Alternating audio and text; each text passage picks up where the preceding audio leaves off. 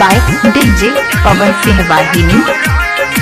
Mix by DJ Pawan Singh वाहिनी। माँ Ambe recording studio आमी।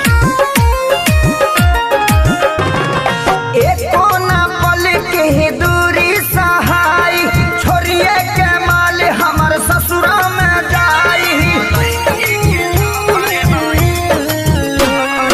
एको न पल के दूरी सहाय छोड़िए के माल हमर ससुरा में जाई। मोबाइल ही हम कभर हई हम कभर हई। अरे यार होय विकासवा हो, विद्यावा हो, सोनोजवा हो, दीपिका हो। अरे मर्द रे तू कौन बारा हो? जनी हाला कर बरियात वाला भाई हम लड़की के लवर होई।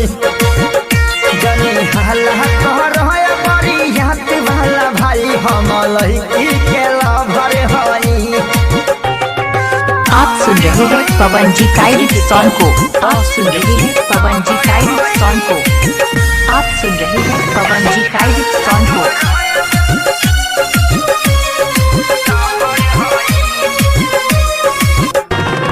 मिले खातिर हम आइनी दुआरा पह तोहरा पिटैनी। मुहवा फुला देला सरऊ एक पुरियो ना खैनी। पवन सिंह वाहिनी। मिले खातिर हम जाइनी दुआरा पह तोहरा पिटैनी। मुहवा फुला देल सरऊ एक पुरियो ना खैनी। उत करे सबर बेसबर हई हम बेसबर हई।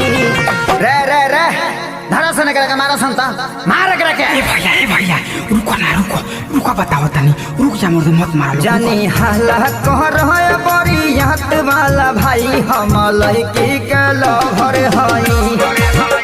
जानी हाला कहर है बरियात वाला भाई हम लड़की के लवर हई। डीजे पवन, डीजे पवन, डीजे पवन,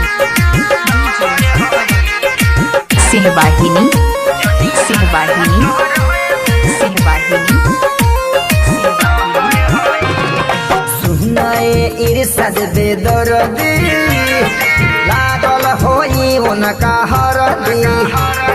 मिले ना देवे अखिलेश मन करे मर्डर कर दी।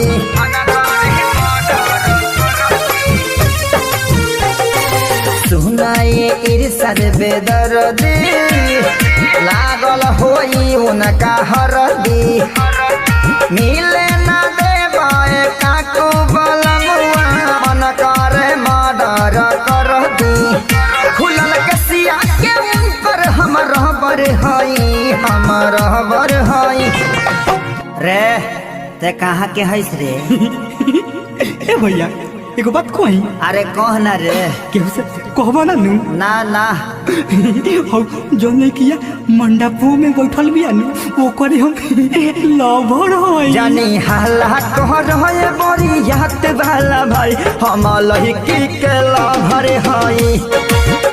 जानी हाला कहर है बरियात वाला भाई हम लड़की के लवर हई। Mix by DJ Pawan Singh वाहिनी। गाना मिक्सिंग कराने के लिए संपर्क करें।